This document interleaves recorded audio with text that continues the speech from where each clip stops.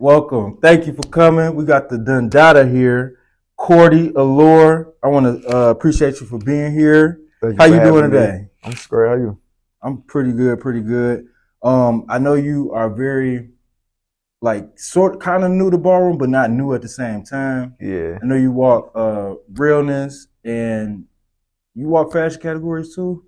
I'm gonna be getting into the fashion bag soon. Okay, so I know you definitely walk one category. You have like a couple other categories you want to tackle, but I want to get into like who you are as a person a little bit more. Learn like the person, not just who we see on the runway. Yeah. Learn who you are as a person. So first, tell me like where you from, and yeah, like your early upbringing, What was your childhood like? Okay. Well, cool. This my name Cordee, of course. I'm in the house of Allure. I'm originally from Augusta, Georgia. That's like a small town in Augusta, like near the coast. Right. I'm 26 years old. Gemini, big Gemini, not the little one. My favorite color, purple. My upbringing was very tumultuous. Like I had like a pretty crazy ass upbringing. What was crazy about it?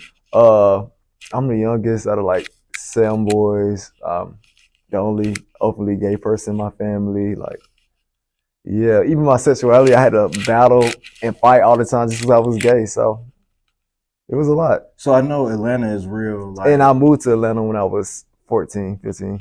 So I know Atlanta is real gay friendly, but like, what is Augusta like? Augusta is very not progressive as Atlanta. Like gay people in Augusta, like you can't wear tight jeans without being called a faggot or a punk. Oh, sorry, excuse my language, but yeah, you get judged for everything. Like Augusta's very like it's not with the times at all. Like gay people are like abomination to people in Augusta, Georgia. Like, wow, yeah.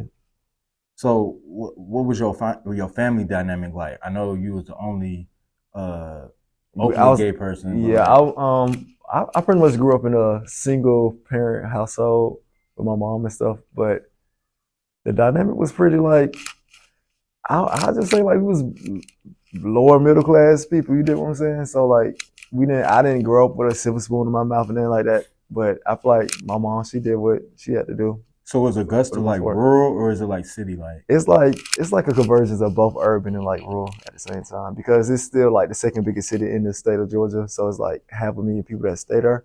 But it's like we don't have like the skyline like Atlanta and nothing like that. Like it's a lot of people there. It's like 13 high schools. It's very like, incorporated, but it's at the same time it's very like not with the times. It's very right. Get the hell out of Augusta. That's what Augusta gets. Right. So when did you first realize you was gay, and how did it impact your early years? Like what age was you? I feel like I honestly was born gay, and I feel like it was one of those things where I was trying to suppress it just off of like my environment, how I grew up and stuff, my people, like my peers and stuff. But I feel like I came to terms with my sexuality when I was like 14. Did you grow up in a two-parent household or just no? It's like my parents were always like separated and stuff. Like my dad had his own issues and stuff. My mom, she was headstrong, a hothead. So it was 7 kids in one house? No, like that's just my siblings all together and stuff. So yeah. But did y'all stick together or was it? Not really. Like I don't even have a relationship with my siblings now. You did one. None of them? No, I feel like my sexuality is the barricade amongst that. Like I haven't talked to my siblings in years, honestly. Like my eldest brother told me I was going to hell for being gay. They don't even call you like when family members pass or anything like that? People nowadays, like the last 5 years, people reach out to me on like Facebook or like social media and stuff. Mainly like my cousins and stuff like that, or like aunts and stuff. So right. Yeah. That's messed up. Do you think that's the reason why you kind of like cling on to like gay family or like chosen family? Definitely. Family? Chosen family is everything to me, and that it's imperative for me to like have my chosen family because I didn't have like the family that I would have wanted if I could choose like my life. Like my people that's in my life now, and I call family, I'm ride or die. If they rocking, I'm rolling. Right. So, are there any role models that you had? Because, like you said, you was the only openly gay person in your family. Did you have any role models or experiences that helped shape your identity growing up? Like in Augusta, I didn't like the gay people I knew. Like they either were like not open or like passing away from like HIV/AIDS, and then like even Augusta, like oh he's sick, or it's like certain euphemisms they'll say like so like they don't know nothing about HIV, they don't know anything about AIDS. They think all gay people catch AIDS. Like it's just Yeah. one of those type things. So Yeah. I didn't. I would always like I used to be on social media real heavy, so I would see other gays in other cities and stuff. Like mainly Atlanta, and Atlanta being like 2.5 hours away. Right. I feel like that was a place that I wanted to be in eventually. Right. And so when the time or when the opportunity presented itself, I was out that bitch. Right. So when you said like a lot of your family was telling you like you was going to hell for being gay and stuff like that, like was that pretty much all of your family's reaction to it? Even your mom? Yeah, my mom is homophobic still to this day. Like I feel like she's accepting as times are progressing and they want a relationship with me. Like I don't visit them or talk on the phone with them like that. So I feel like it's one of those things like you have to accept who I am or you can't deal with me at all. How old is your mom? I'm not gonna say that later age on Okay. her. My youngest I child. got you. I got that. you. Do you still talk to her at least? Oh, the last couple of years we started like it's one of those things where time kind of heals the wounds in a sense. And I had to like learn how to forgive my mom because she was learning as well. So we had like a home girl, homeboy relationship now. We talk her like once every other week. Okay. Yeah. Well, that's good that y'all at least talk. But you say that she still has those homophobic ideologies, though. Yeah. Yeah. Most deaf.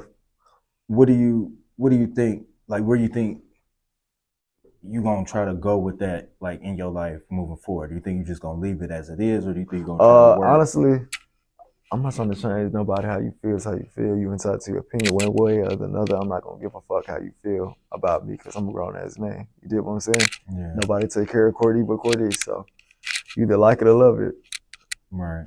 What's one thing you wish you could change about your childhood, if you could? One thing I could change. I really feel like it's one of those things where I feel like if I could see where I'm at now opposed to where I was back then, I would want my future self to have a conversation with me somewhere down the lines and tell me not to do certain things. Like what? What certain things? Like I used to always get in fights. I'm not a stranger to fights. I used to get in fights like every fucking week in school and shit. Like I almost failed ninth grade because I went to school 36 days out of a 180-day year in school because I always was suspended. What would make you always fight? Like it was one of those things where like I grew up very defensive and like I was the youngest. Like I was frail. I didn't look how I look today and shit. Like people used to try to bully me and shit. Like what did you look like? I feel like I was I had to grow into myself. Okay. Right. Did people used to try to bully you because you was gay? I wasn't like, and that's the thing. Like I wasn't a feminine or ultra like cunty boy or nothing like that. Like I was just a boy. Like people really didn't know unless like I would tell them or like throughout my whole life I hung out with girls mostly. Like I didn't hang out with niggas like that. Right. Even though like I hang out with mostly girls. Most of my close friends are girls. So it's just one of those things where it's just weird. Like I attract feminine energy at the same time. Right. I'm still attracted to girls, honestly. Okay. All right. That's what's up. So when did you like first get introduced to the ballroom scene? Well, when I first got introduced to ballroom, it was probably like 11 years now. I was like 14. I met my chosen father that year. His name is Jason Johnson. The ballroom scene knows him as like the icon Pampers. He's the founder of the House of Tishi. And I will always be like around him and stuff. And he's, very prominent in Atlanta ballroom history and ballroom as a whole. And he was a Milan at the time. So I honestly feel like he wanted me to be his child because he was trying to recruit me in his ballroom, Milan at the time, me and my sister. So, but even still, like he would throw balls. We would go to balls and shit. Like him, my granddad Kadan, Milan Tishi, my uncle Vito, people like that. They so prominent in ballroom. Like they'll throw balls and stuff. I wouldn't want to go to that shit. I thought that shit was weird. These niggas is on the floor. These niggas dressing up as characters and shit. Like I used to stay outside in the car, go to sleep. Like oh, I'm not going there with them gay boys. So You think it was like a crazy environment? Yeah, cause like when I first got to like Atlanta, I was a club gay. Like I thought going to the club was the end all be all. Like I was in the club Monday through motherfucking Sunday. Like I thought Rush, Chaparral, Marquette. I was raised by the Marquette. Marquette is really my dad. Have you heard of Marquette? The club? Yeah, Um, the I legendary don't know. Marquette. Like I've probably been there, but I don't know. Oh yeah, but like them clubs, they raised me. Like that's all I knew. Like boys, the club, fighting. I don't know if I've been to the Marquette. I know I went to Everybody been to the Marquette, I know man. that one where they had like all the different rooms. It was like seven something, 708 or something like that. Oh yeah, 708. That's Yeah. probably before your time. No, I remember 708. That's at my time when I first started coming around the Right. gay scene. And I remember like The Jungle, Bullfrogs or Bulldogs. Bulldogs, Yeah, right? Bulldogs was my first gay club. I actually snuck in there Mm. Yeah, so like what attracted you to Ballroom. no, what attracted you I guess like what attracted you from the club life to the ballroom scene? Just And like did you like stop going to the club as much once you started doing ballroom? I still go to the club. I'm still a rock star for life. I'm just being honest. Okay, okay. But Ballroom, like honestly, like my segue into Ballroom's kind of weird because it's like I was so adjacent to Ballroom, like it was just a matter of time when I was gonna participate. Mm-hmm. And honestly, like the people that was bringing me around Ballroom weren't the people that even brought me to Ballroom. The person that brought me to Ballroom is actually Star Revlon or Lavin now, and people don't know that about. Like I was in the club at 808 in Atlanta, like a hole in the wall. And Star just came out and be like, "Oh, you would be sickening, da da da da. You need to come to Ballroom. I'm in the Kiki house. Come be a juicy at the time." I'm like, okay. Then he showed me clips of him voguing and shit. I'm like, oh, this shit lit. This like Right. 2019 at the Latex Ball. He was in drag. He was like in his rig get up. I'm like, oh shit, this shit lit. Right. So, and then he took me to the Kiki scene. I was a juicy in like the end of 2019, 20. I ain't watched till like 2020, 20 though. Right. Yeah. What was your first ball that you walked? In the Kiki scene, it was called like the Jingle Jingle Ball. Like December 2019. I'll never forget that. I didn't know what the fuck to do. It was called the what? The Jingle Jingle Kiki Ball in Atlanta. I didn't know what the fuck to do. I had to bring it like the ghetto Santa Claus from Friday After Next. Right. I had on like this big ass Santa Claus outfit. I had a white beater on. I just walked to the judges. I was the only one that walked, so I won my subdivision. But I got wiped out by some boy that was a schoolboy. So, yeah. Damn. So I don't think I should have lost still to this day looking back at that. But right. You thought it was like politics or something? I know it was politics because I feel like I'm the dumb daughter. I don't never feel like I should lose, honestly. But it come with the territory, and that's how you're supposed to feel. You're supposed to be, you know. Yeah, you're supposed to have that mindset. So, what other category? You said you already walked Pretty Boy Realness. Have you ever thought about walking any other realness categories? No.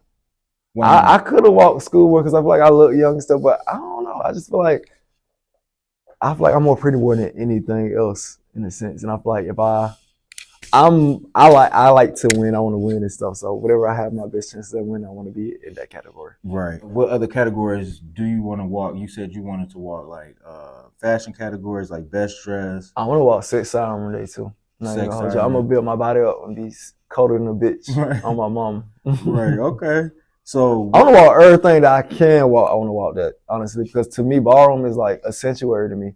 It's like fun. Like you get dressed up and just be in a room full of motherfuckers that's gonna be judging you and shit. So, right. And what do like ballroom mean to you, like beyond just the competition? To me, ballroom is like a social gathering to me, and it's like a plethora of like people that you probably would never even meet in your day-to-day life. Because I'm telling you, a lot of these motherfuckers won't even get close to me from a ballroom. Not even gonna hold you. And likewise with me and other people, like the only commonality we have is we're in the ballroom scene. But like ballroom for me is very like, in my mind, it was Pose, like family, Blanca, this one, that one, my house brother, da da da. That's how I feel like ballroom was gonna be, and I do like the camaraderie and the sense of community at the end of the day. So your first ball was like right before the pandemic. Exactly, and that's why like my whole like the COVID really like shut down a lot of shit. I feel like that stopped me from being like consistent at the top of my ballroom career in a sense. So, do you think that ballroom has changed since COVID? And it's kind of Yeah. hard for you to say because you don't Yeah, but have still, like I still was around ballroom like 5 years prior to even mm, joining it, whatever case may be. And then like I would see clips of like people, like old school people from like the '90s and the 2000s when they used to sneak out the club and right. shit. But like, I think ballroom saturated. Like it ain't really fun like it should be. You know what I'm saying? And like I feel like people are there for all the wrong reasons in a way. What do you think the reasons they there for? Like people just want to be, I guess, for the money. People there for the money now, or people there for like just the. I don't know. I really can't speak on what it is, but even from when I first joined my exception in like 2019-20 to now, like it's completely different. And that's only a 5 year span. So Right. I can only imagine predecessor to me joining how it is. So And what Kiki house you was in? I was a late ass juicy. Not why They did kicked Juicy's me out late? because they couldn't take me, and I was the Atlanta father for like 2-3 years, and they kept using me to build up their chapter, and then motherfuckers was hating, and so they plotted to get me out of that bitch. And how did they plot to get you out? Because I feel like they knew, like, honestly, I had like this powerless about me, like I'm just very captivating, and people flock to me naturally and shit. And Atlanta, like Juicy's very New York, it's a New York based house, and I was in Atlanta, and Juicy don't give a fuck about all the other chapters, they just care about the New The New York, the York New York girl. girls just care about the New York girls. And like I would try to like, extend the olive branch, not the olive branch, like make bridges and shit, but they was just, they ain't giving no fucks about that. So you basically you had issues with the New York Juicies, not the Atlanta Juicies. Yeah, not Atlanta, just it was always people that came from up north that would move to Atlanta or just be there for interim or say they live there or random. They say Who like they was the come there. one person that you say that couldn't take you the most? Uh, it was more than one. Jeez. The boy Dion, he a West now. Mm, Kimbella, mm, Persia, Quana, Shy West. mm. And Those I would say those are like the main 5 people that just couldn't take me. and you think they just felt like your shine was too bright? Yeah, and they were jealous. That's Damn. obvious. They were jealous. Still to this day, I feel like they jealous. Damn. Well, did you join another Kiki house? No, that was my only Kiki house. Mind you, people always will offer me to be like Midwest this, that, X, Y, and Z. But I think, and now, like I'm 26 now, I feel like the Kiki scene is, that was just a stepping stone. That was like the training wheels for me for mainstream ballroom. And it's so crazy because I was in the house of Tishi prior to even being a Juicy, but I never walked as a Tishi or nothing like that. I was just in the house. Mm. And like the Kiki scene was like my segue into ballroom, really. Right. So what did the Juicies do to get you on the floor that the Tishis didn't do? I feel like it was Tishi was just like a house full of fossils at the time. Like everybody was legends and icons already, and they weren't cultivating it. They weren't cultivating like newer talent or people to pass the torch to. Mm-hmm. So, and I feel like that's very big as a ballroom house. Like your legacy is more than you; it's beyond you. It's what comes after you. That's part of your legacy, and I don't think they were focused on that at that time. Do you think they are now? Honestly, I feel like they just do anything now. So why did you leave? Tishi. Yeah. So Tishi is the second house I got kicked out of. Like these hoes be kicking me out of the house. I got kicked out of Tishi because I got kicked out of Tishi. Well, I left Tishi twice and I got kicked out the last time. I got kicked out because I got into it with one of the founders. Like Cool. His name Gunner. Like he couldn't take me. I think he can't take me more than anybody in ballroom. Like he was really obsessed with me and shit. And it's so weird because what couldn't he take about you?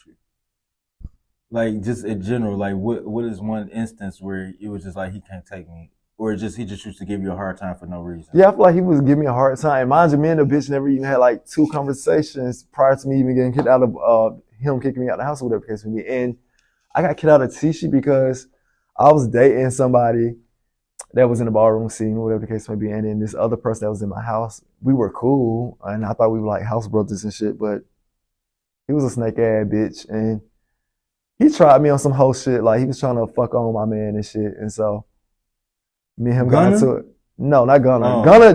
Gunner can't take me. He just interjected in something that ain't had shit to do with him. Okay. He chose a side because he ain't like me, and so it is what it is. But that person they did that to me, I left Tishi. I was done with ballroom for a while. I came back to Tishi 2023 just for the person to do it to me again, but with a new nigga, like, They did it again. Yeah, and his name Dro. He a decor now.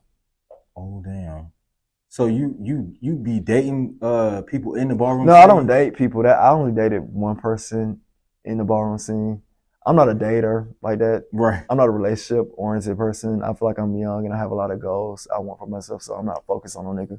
Right. That doesn't make sense. I don't need no nigga. I'm gonna do me for me. Right. Yeah, I can definitely feel that. So I know you are involved in pageantry or you want to get involved in pageantry. Like, what are your aspirations there? I want to be. I like pageantry because it's like controlled chaos, opposed to like the chaos at this ballroom. Like pageantry, it seems very organized. Like I like clothing, like the glam aspect. I love all that.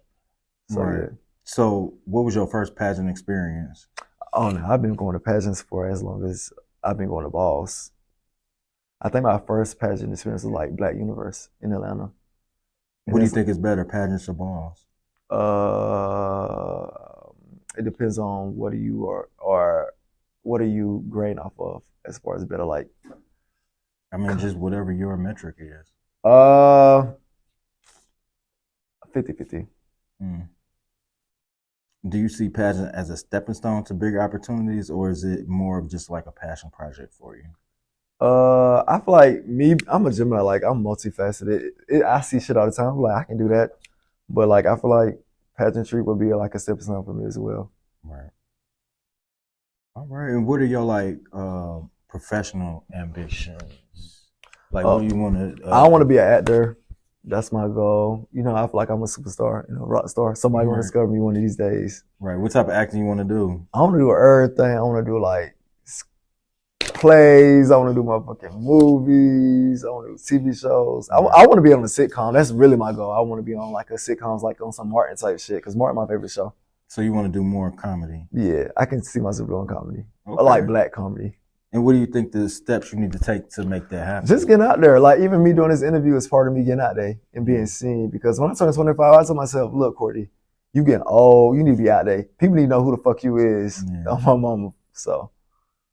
Right. Do you feel like being in the LGBTQ community has shaped your professional aspirations? Or is it connected, do you think? Oh, I think that's ambiguous because I think the gay scene has made me like very like standoffish and very like defensive. Yeah, to people in general. Like the gay scene, I teeter from like day to day. Like, do I want to be a part of this shit or be around these people? But also, like, I feel like it makes me a stronger person, definitely, right.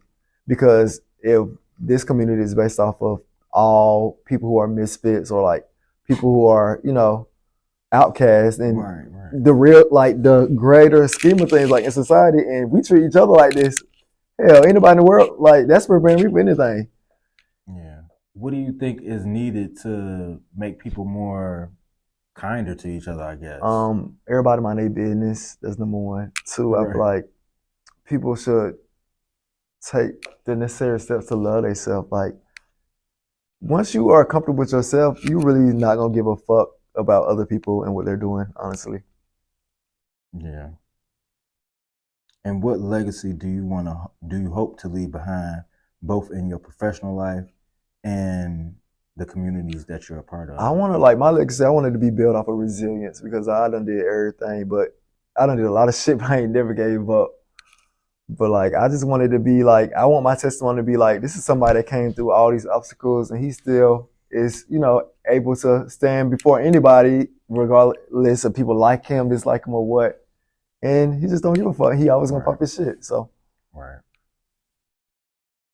that's the legacy I want. So going back to Ballroom, you said that you linked up with Pampers. Yeah, so, he's my chosen dad. Like he's the reason for the season. You know what I'm saying? He the reason why I'm here today. Like he saved my life because honestly, I was homeless at one point. Like I was kicked out of my household for my sexuality. That's why I came to Atlanta. I was sleeping in a park bench at one time, on some homeless type shit. Actually, in the park. Yeah, like Grant Park, and like I used to go to like resource centers and shit, trying to get help. I wasn't positive, so I couldn't get housing, so I had to do this. Like it was just a lot of stuff. You know what I'm saying? So. Yeah. Pampers changed my life. Like me and him don't talk, or we not as like our relationship ain't as potent as it was. We were like thick as thieves. I will forever love him, and I'm forever indebted to him, just off of the shit that he did Do for you my think life. leaving the house made y'all a little bit not as close? No, that was definitely the reason. Ballroom ruined my relationship with my chosen dad. That supersedes Ballroom. And honestly, I feel like the last situation, Pampers kind of is the reason why all that went down, because I confided in him about some shit that I was going through in my personal life, and he brought it to Ballroom, and I know he didn't do it with no malice intent, but I just wanted to be a lesson. Like, when someone has come to you and I'm comfortable with you and you know how I am as a person, you can tell this person is one, just so maybe they can get more in depth of the person that Cordee is. But a lot of people, they don't have my best interests at heart. Like, they was weaponizing shit. Like, that's why I don't fuck with Gunna, and I would never fuck with him, because he got on fucking Bigo and said, that's why I'm embarrassing to my gay parents. My real parents don't want me. And that always replay in my mind for some reason. Like, I healed from that because I'm not the same Cordee, but I would never fuck with nobody that bring up shit like that, because that was told to you or brought to you in a way to understand. But instead of that, you weaponized and used that against me. You supposed to be an icon in the scene, and X, Y, and Z, you that girl, so you say, you said proclaim.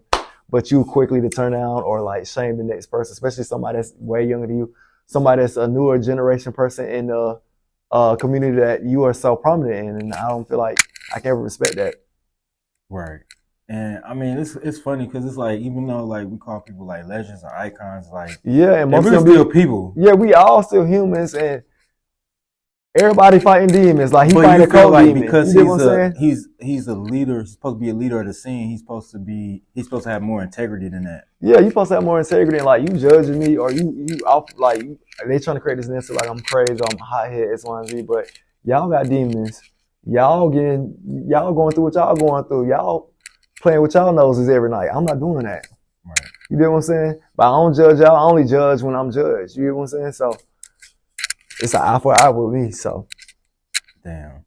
So, and that really that situation, like both the situations with Juicy and Tishy, probably was like the most traumatic situations of my life.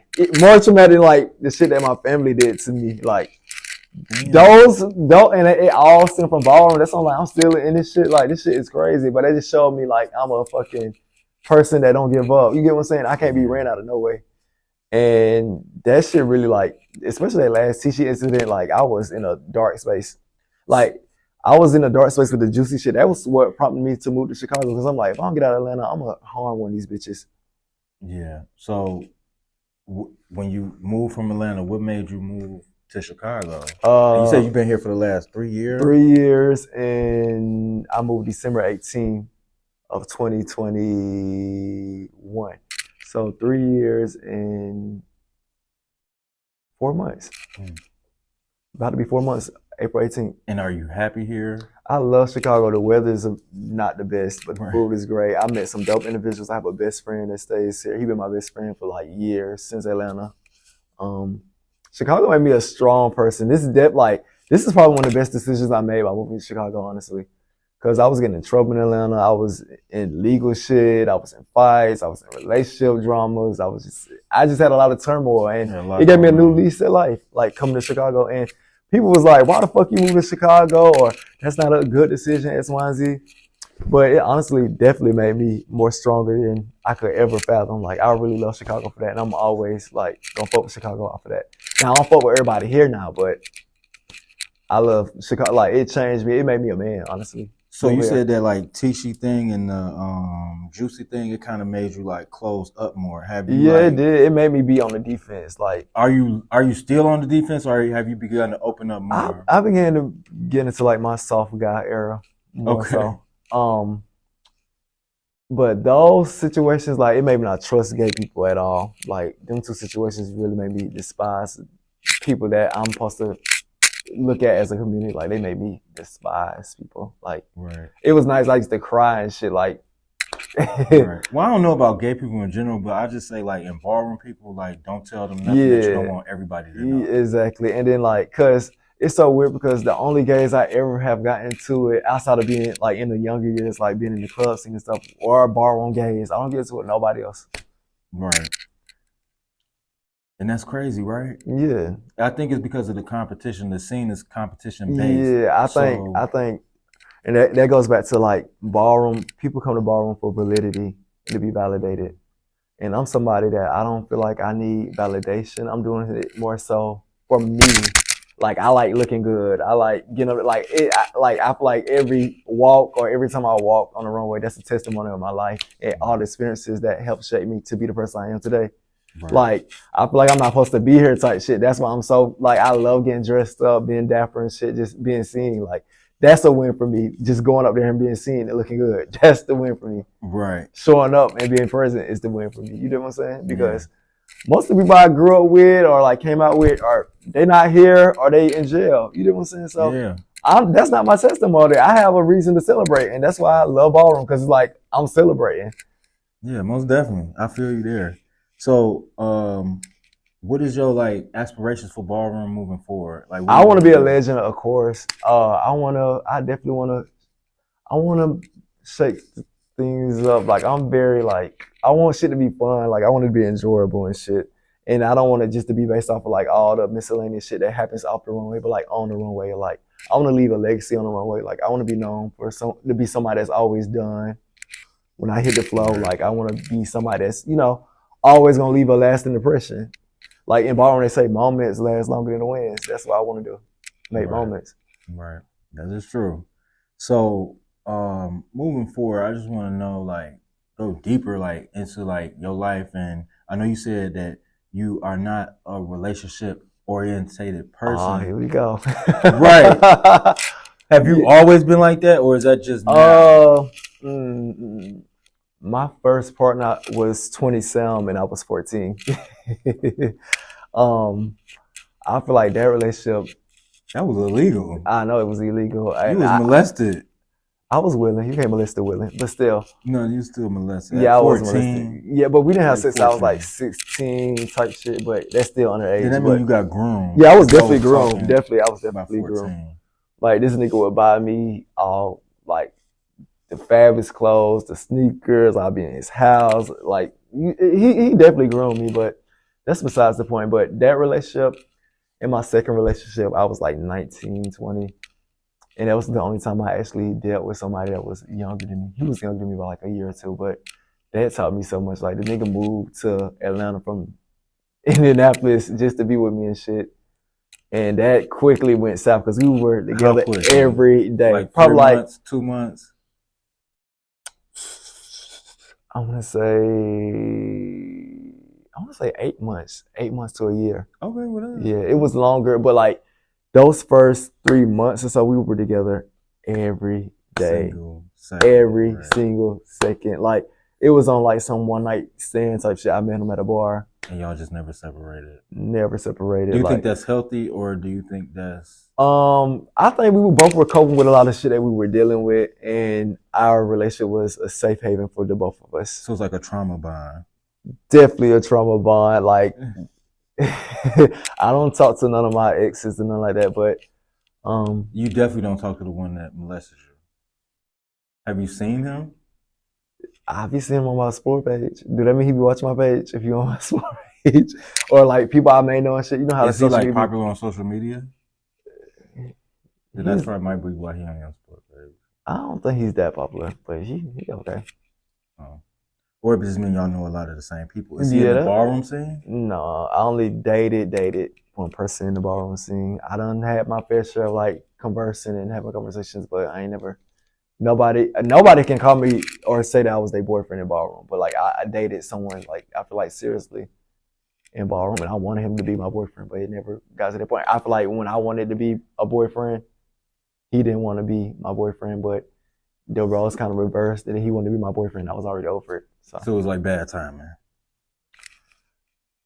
Just poor decisions, not bad timing. You said poor decision, not bad timing. All right. Well, do you think like either in ballroom or pageantry? Because I know like sometimes like dating, if somebody is not in the ballroom scene and they find out you are, they automatically think they get disgusted. Yeah, and I don't blame them. Shit. Right. These hoes in ballroom disgusting. Right. That's why I don't look past them. I mean, that's why I do look past them. You get what I'm saying? It's some sexy motherfuckers out there, but I won't. Right. I'm like, And I'm not even a person, I done got in my bad way. I'm not even a hypersexual person. Like, I don't have to sleep with everybody. You get what I'm saying? I done had my fair share of sexual experiences. So in a way, like ballroom scene kind of like made you withdraw from. it made me, Ballroom has taught me to protect my motherfucking energy. Yeah. And be exclusive. Like, it taught me a lot of stuff. Be the one that everybody wants, not the one that everybody has. You'll go further that way.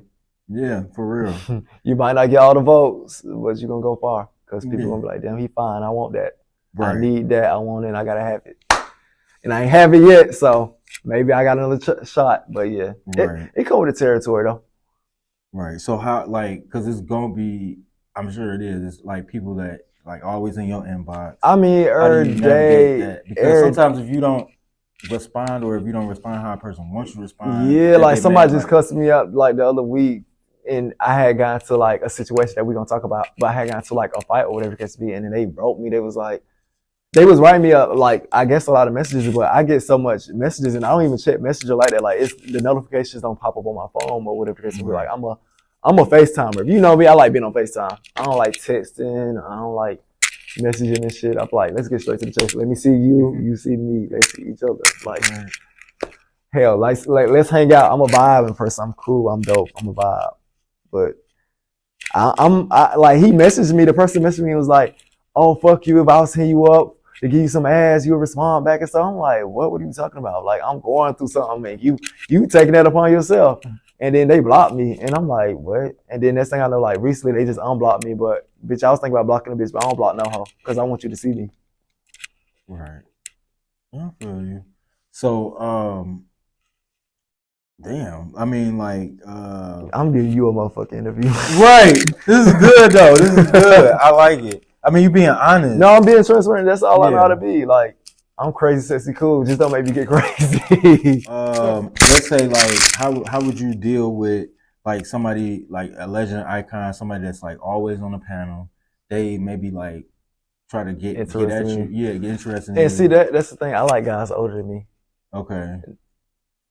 I do, and most icons and legends, well, all of them are older than me. Right.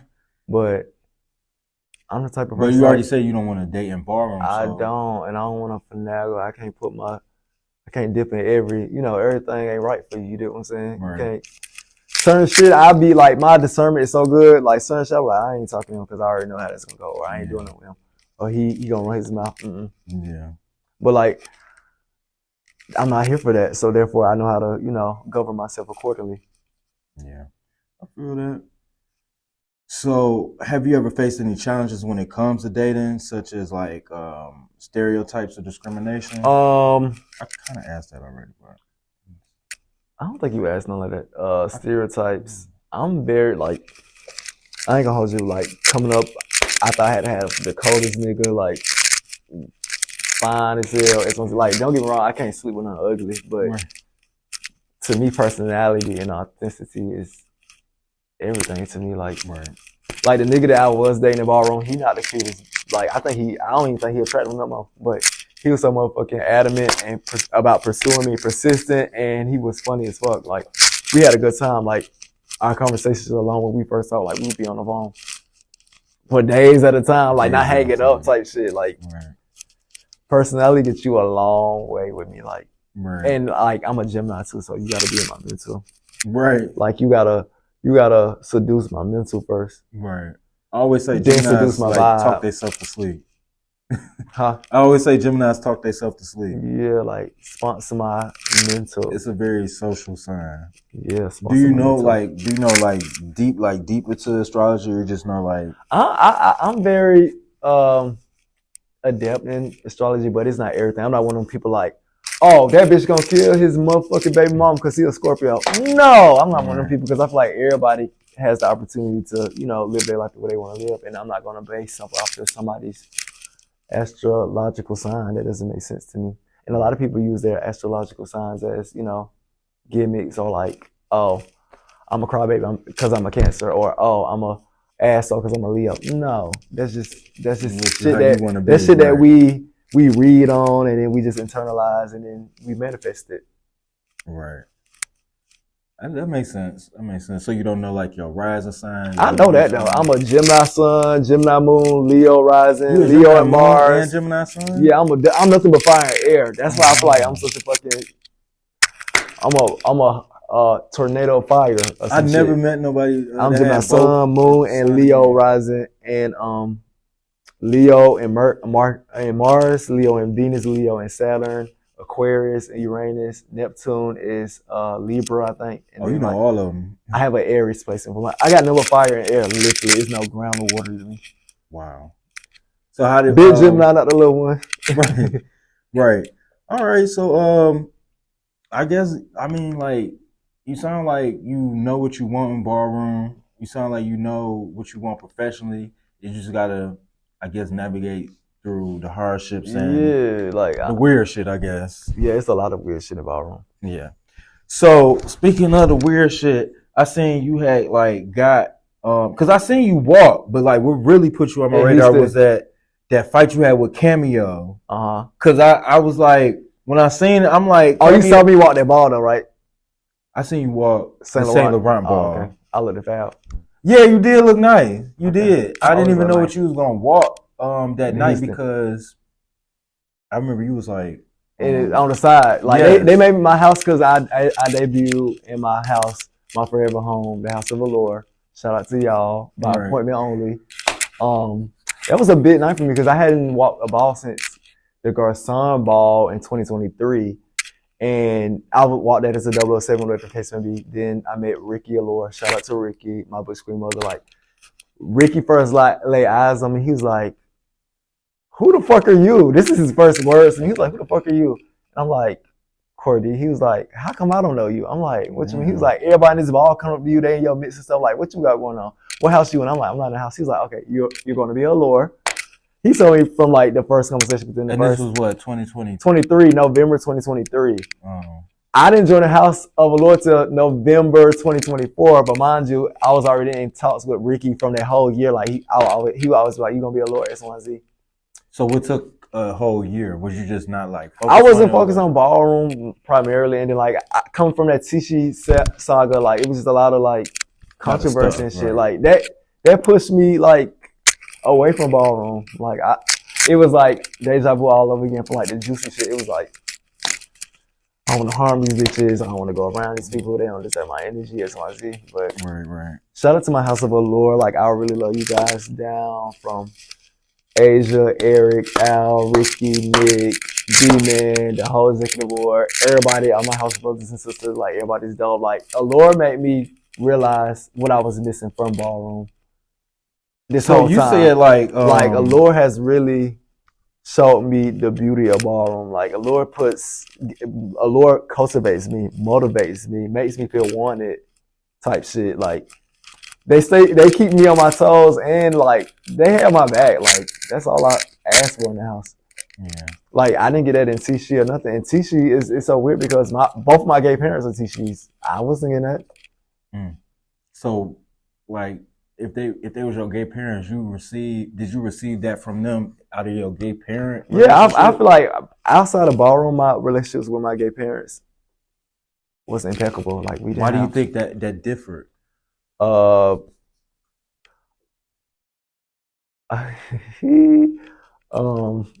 I honestly feel like certain person or a particular person was very like malleable, and one person is a people's person. Like they want everybody to be pleased, and sometimes in life, in situations, you have to choose a side, or you have to pick what's right. You can't ride the fence or straddle the fence all the time. And unfortunately, I feel like that person, like they made a mistake, and they just it is what it is. They can't go back from it. But Yeah. hey, it is what it is. Do I regret us going through that path? Yeah, but I feel like everything does happen for a reason. Do you think you'll get like new? Because I know like I don't know if they do it still, but I know back in the day like people had like 4-5 mamas and shit, 4-5 daddies. My gay parents are my gay parents. We solidified, we locked in. Mm. One of them tattooed right here on my arm. Like Wow, really? yeah, we in there like swimwear. As far as I have other like gay parents, but those are like my gay parents. Like those, I'm off the titty with them. So, Right. but like even in my like Allure, like Ricky and Asia are like mother figures to me. Like I love them to pieces. Right. Nobody can tell me nothing wrong. Or And you said bad like Tishy was like fossils, but isn't I mean Asia not old, but like isn't like Allure an older house? Allure is an iconic house. Right. They've been out since 1989. But the difference between Allure and Tishy is Allure is actually a place where you get cultivated at. They actually care and support you. Allure is ballroom and family. I didn't get that family expert in Tishy. I had family members in Tishy, but it wasn't a family. People weren't like, Tishy was a house where, and I'm a founding member of Tishy, so I was a Tishy when, like how Allure's a boutique house, Tishy was a boutique house. Now like it has a million people there, but like it was a house where people weren't even talking. We only talk at the bar. We only see each other at the bar. There were no family activities. There were no trips. It was just, hey, you're a Tishy, I'm a Tishy, duh. Right. That's really what it was. Right. But yeah. In the Lord, like I really think everybody is motherfucking in for the unexpected with Allure. I'm gonna just say that because we on y'all ass like white on rice. Right. Right. So and people know what Allure give in a way because Allure has a legacy of being, you know, distinguished and alluring and glamorous. No, like you said, it's an iconic house, so it has like a lot of history. I just know like I guess they brought it back. So my assumption would be that like the board would be like older people, right? Yeah, and see that's the thing. And I need to clear this up too because a lot of people were saying that, oh, Allure is back open. Allure never closed. That's the thing. Allure had Ricky, people like Ricky and Nick and Randy, like they were always in the spot. They were walking on their own, and that's the thing. Allure, everybody in Allure is one-on-one, so we don't need a million people chanting for us or a million people walking our categories because we always gonna stand out. Right. So do you, because you was a Tishy and then you was Allure, are you attracted to the more like smaller houses or boutique? Yeah, I definitely, because I'm a polarizing motherfucker. If you can't tell, like it's a lot to deal with Cordee. Right. Like people hate me, people don't like me, people love me. They don't know how to feel about me, but at the end of the day, I just know how to be myself. And with smaller houses, I don't have to put up with other personalities like that. And other personalities don't really have to put up with me like that. Right. Right. I feel that. But like I'm Allure's my last house for the record. Even if they kick me out this bitch, which nothing is going to transpire for them to kick me out. It's motherfucking tooth and nail. Right. They're not. I love Allure. I feel like Allure made me feel like I should have been Allure from the beginning. That's how much I love Allure. Right. And the crazy thing about it is I always heard of Allure. Like I knew who Ricky was. And of course he came up to me at the ball and stuff. That was kind of like, oh wow, Ricky is coming up to me talking to me. He manifests, he's like, you finna be Allure XYZ. But I also saw the podcast, the Femme Queen Crazy Sexy Cool podcast with over our mother Asia, Temperance, and Tabitha. And Nick was one of those. Nick is the New York City father. Tishy too? No, Temperance is a 007. She was in the house of Mason Margiela. You know what? I be getting Margiela and Tishy. Yeah, they both came from Milan. They both started around the same time too. Yeah, I get mixed up. Oh, okay. Yeah, so I saw Nick on the podcast and everything he was saying, I was like, this is my type of guy. And that's when I circled back to Ricky. I was like, I'm ready to be Allure. He was like, you playing? Like Rick was over me. He was like, I've been on you for like almost a year now. You're not saying nothing. You don't want to be a superstar. Like, you know what Ricky give. And then I talked to Eric and stuff, and everything, like all the bonds and stuff, is like a piece of a puzzle. Like everything was just connecting, and that's why I say I feel like I should have been here from the beginning. Right. How was the experience walking the Saint Laurent ball? Honestly, Saint Laurent was my favorite ball that I walked. Not just because I won, but it was so much pressure. Like my gay mom was there. She's never been at a ball while I walked. Like Giselle has never been at the ball while I walked. I was coming out of a new house. People thought I was forever gonna be a T-sheet. A lot of people didn't think I left T-sheet or like knew that I wasn't in the house no more. I was in a new house, new management. I was back walking Pretty Boy. It was just a lot. It was just like a lot of like, I don't know, because even when you saw me at the ball, I was behind the stage. Like my anxiety. It was like through the roof. Like that shit was, I don't know, but that, like, I think that solidified, like, I'm not going nowhere. And Right. that ball made, like, that one little ball made people look at me as a threat and shit. So, and I just been buzzing ever since. Have you gotten offers to join other houses since then? Yeah, like even I had walked the ball as a double seven, I left T-shirt originally. That was like in 2023. I've like damn near every house, like a leader in every house has tried to converse with me and stuff, and I would always go like on there like not feeling ballroom, not into it, or so people automatically assume I was still a T-shirt, whatever the case may be. But Right. Allure just was so fitting for me, and it's just like it's the year of Allure, so. Right. Yeah, I definitely see the house. You know, I love Asian, so like, Yeah, if Asia Asian is, over, I'm like, how could y'all fail? yeah, Right. Asia's too good for her. She's just too good to be true. What's your favorite thing about her? Me and Asia is very humanized, and a lot of people don't know Asia is very introverted, and I'm an extrovert. So it's like it's like yin and yang almost. Like we just blend so well, but we understand each other, and like Asia is just so fucking down to earth. Like that lady is so motherfucking down to earth.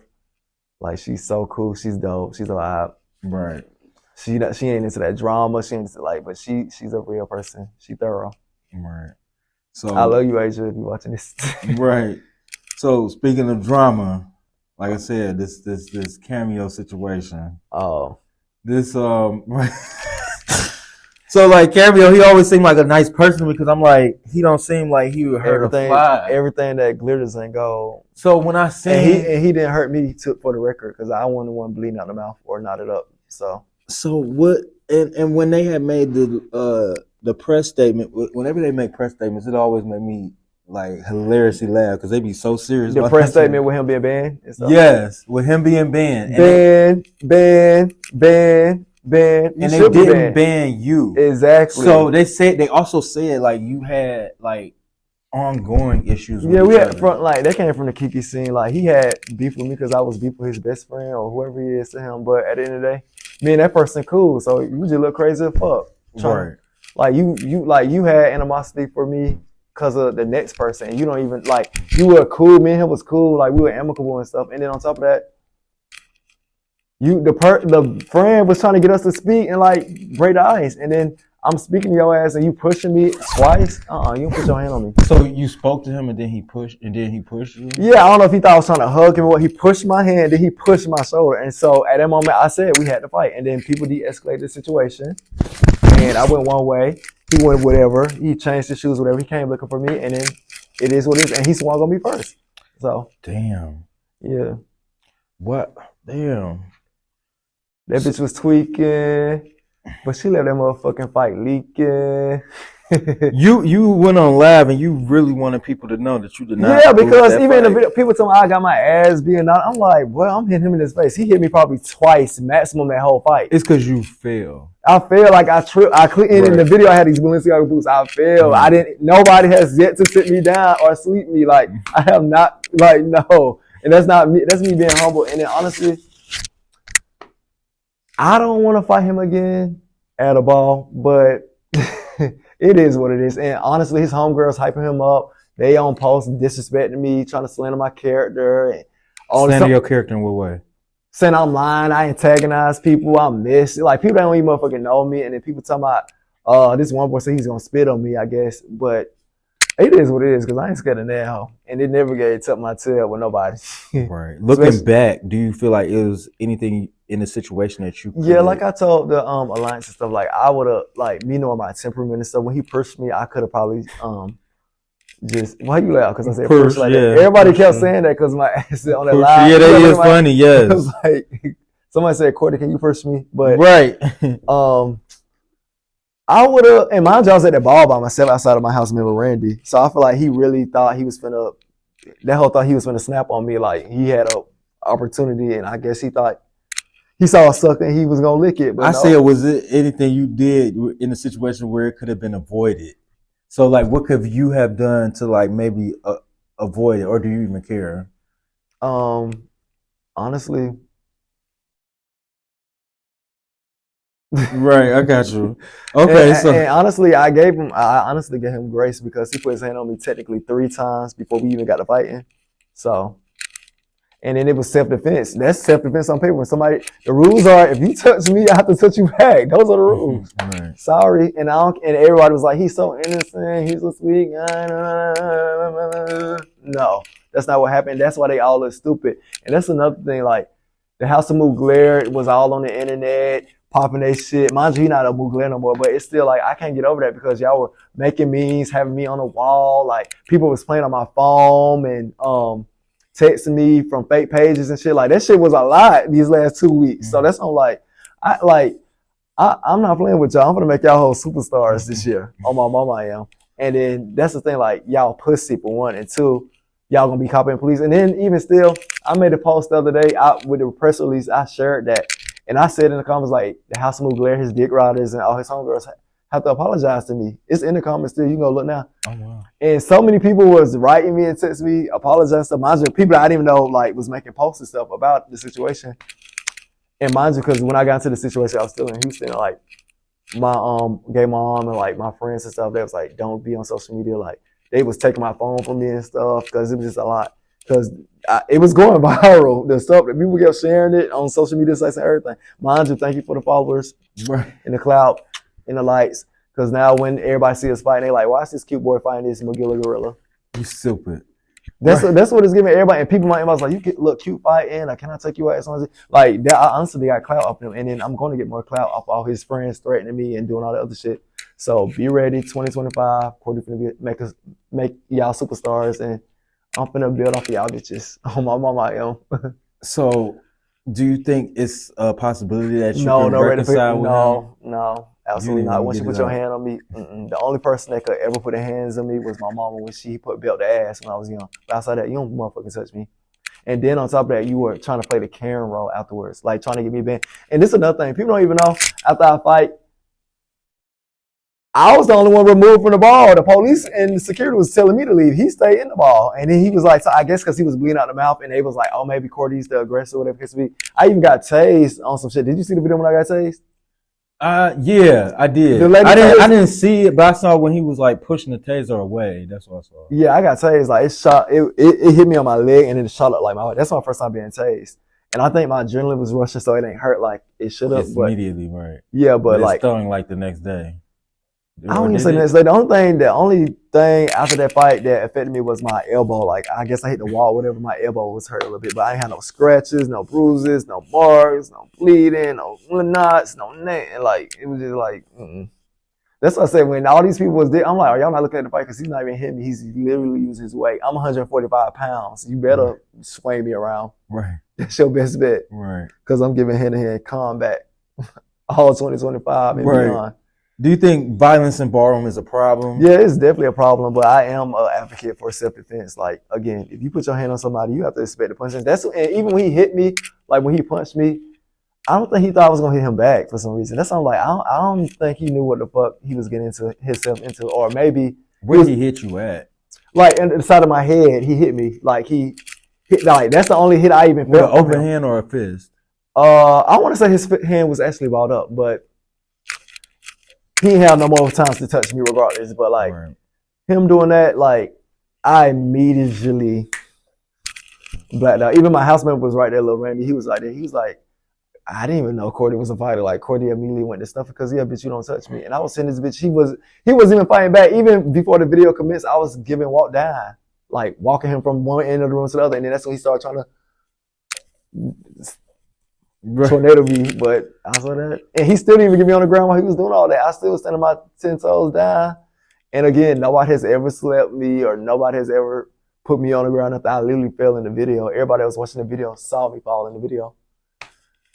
Right. And even when I was walking off, like to the corner, I saw him bleeding, and that's why I was like, you know what, it's done. I already got the best of him. And then the next day, mind you, I went to the club right after they put me out. I went to my mom's house to change my shirt and my clothes and stuff.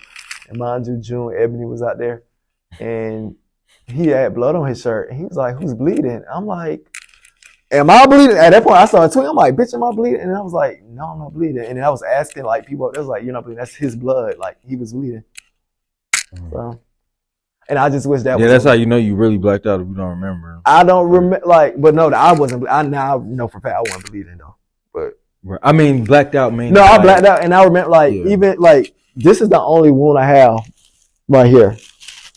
Like my knuckles is scraped up. Oh, wow. But like, and like when I fight, like I just see the person in the room just go black on some Mortal Kombat type shit. Like it's like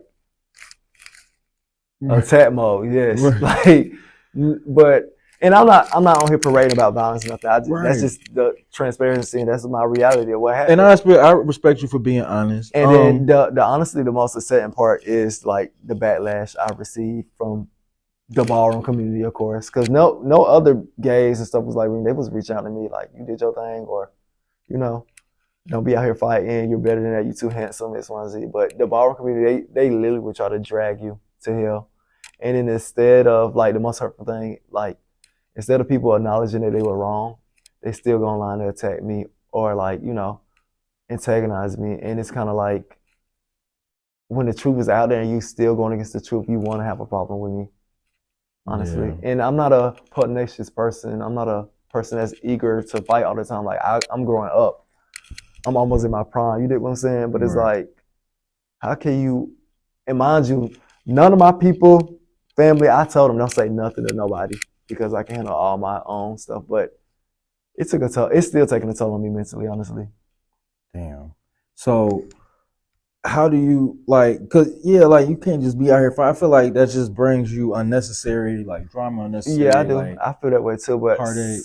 But like, it's just, it's instilled in me like, don't let these people play with you. And they were really like slandering my name. Like people were lying because Milan had shared the video or whatever against me, and somebody had called me and was like, this dude in come say he was there and you started with Kim. And so I'm like, what? That person wasn't there, whoever that was. They clearly wasn't there.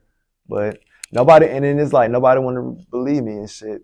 So till the truth came out. And now when the truth come out, everybody quiet.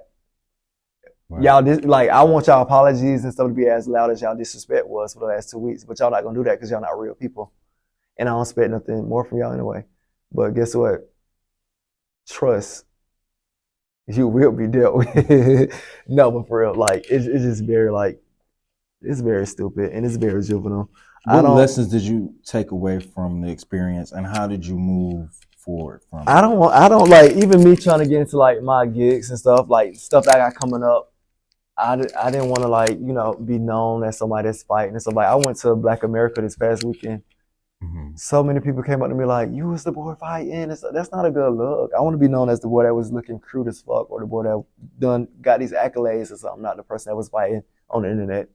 Right. And that hurts me as well. So, but that's one lesson I learned, like always be aware of your surroundings, and you know, your reputation always precedes you, because even my barber told me, he was like, you're so much better than what people can perceive. Even off your social media, people probably think you just a fighter or you a hothead and you always in drama. Like, change that now while you got opportunity. You're young enough to know right from wrong. Right.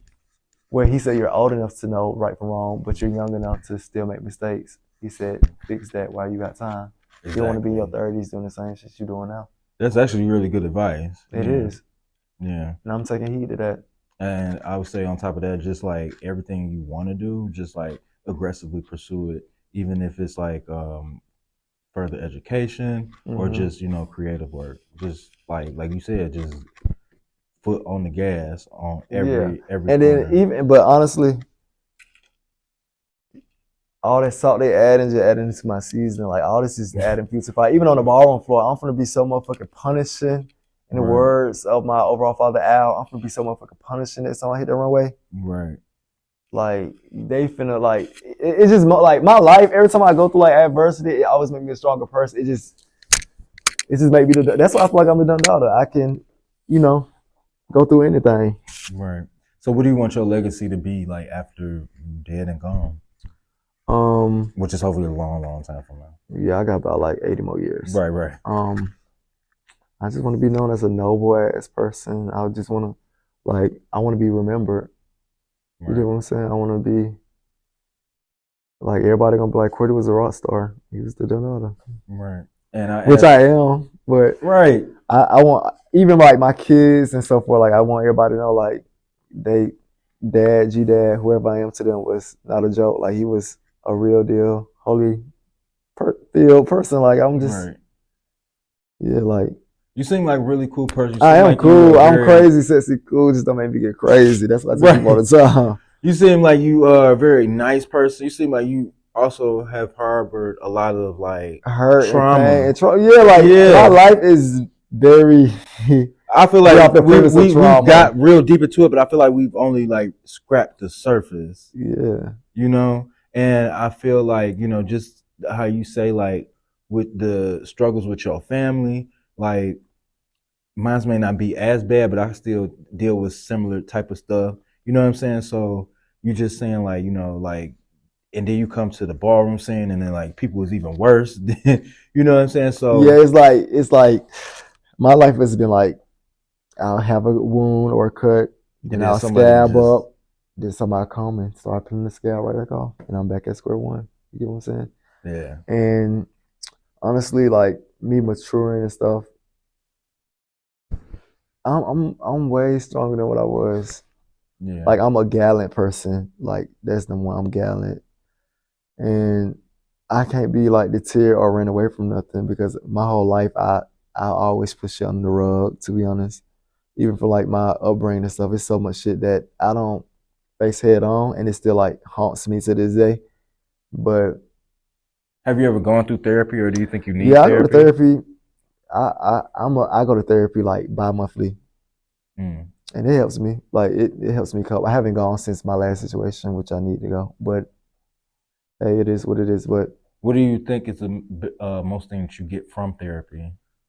just somebody listening and non-judgmental. Like that's imperative for therapy. And Like I guess somebody that won't like go tell judge your me. secrets too, right? Exactly.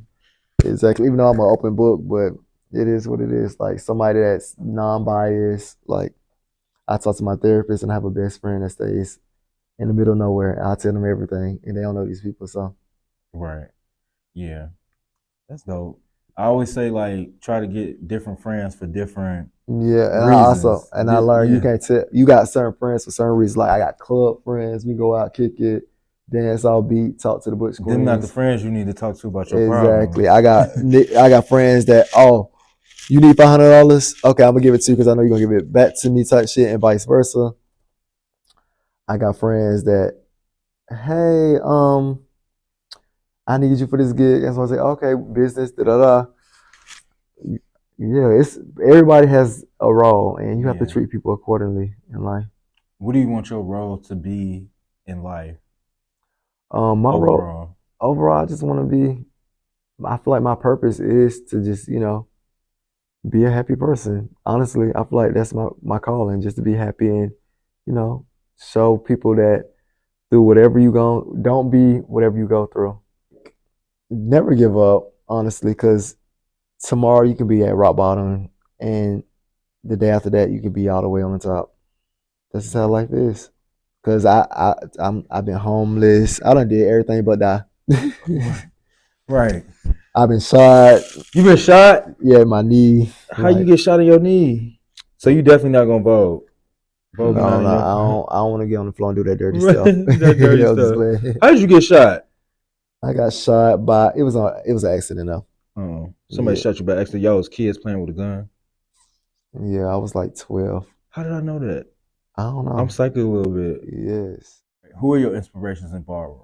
My inspirations. Do they have to walk my categories Any or category. I love, of course, my mother Giselle. She does the damn thing. Like she literally is the epitome of shaking shit up. Right. I love Star, the person who brought me to ballroom. Um, Pampers, Kadon. Um, I like Damo. He a legendary pretty boy. Me and him are cool now. Um, So you do have inspirations in realness too. yeah, Kadon, Pampers, Damo, Dante Aga is he always been supportive from the beginning. I have to say Dante. Harold has always been influential to me. Tayana, shout out Tayana, Ebony. And specifically, what about their realness I feel influence like they're you? real and they're real on and off the floor. If that makes sense. Like I done been places with Tayana and people. don't know that she was biologically born a male. Right. Like, yeah, Deshaun Lavin, my uncle, shout out to him. He a new legend, been doing the damn thing. Right. It's so many people, but yeah, I love them most definitely. Those are my inspirations. And my granny Stasha, I love Stasha. I love Asia, Ricky, uh, Japan. I love him. It's just so many people. Like I fuck with everybody for the most part. Right. That's doing their. Shout out to everybody that's out there doing their thing. So, what's your favorite categories besides your own category? I love Film Queen Face, and I love Perfect Tens. I like Sex Hour. I like all the glamorous stuff. Right. I love Best Dress.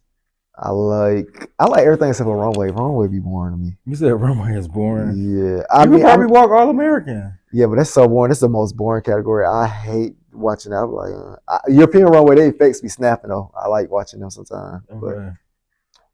Well, what category what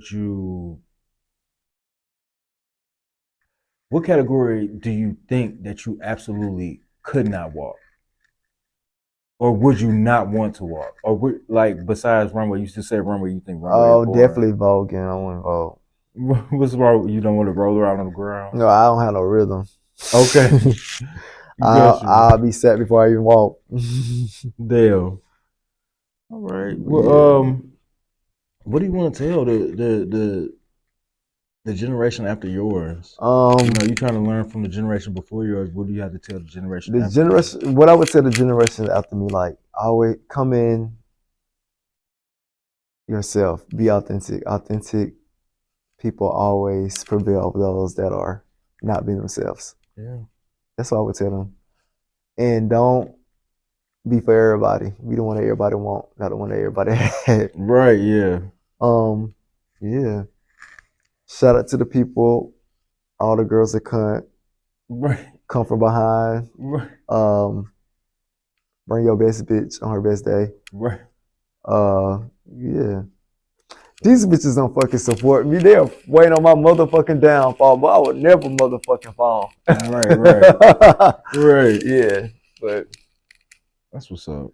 So I asked everybody that come here to describe themselves in 5 words or less. 5 words or less.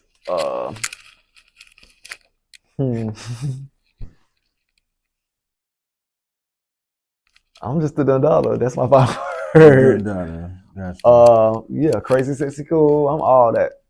Crazy, sexy, cool. Don't make me get crazy though. That's it. Gotcha. But yeah, like I'm ambitious, alluring, charismatic, radiant, and gallant. Those would be my 5 words on some real shit. Oh, resilient. I'm gonna take gallant out there and put resilient. Why you swap that out? Resilient is like, that's my word. It's tatted on me too. Like, I'm just a resilient motherfucker. Like every time I wake up every day, I pop my shit and I just act like who I am, because I'm not supposed to be here. My life is a testimony. You get what I'm saying? So yeah, you've been through a lot.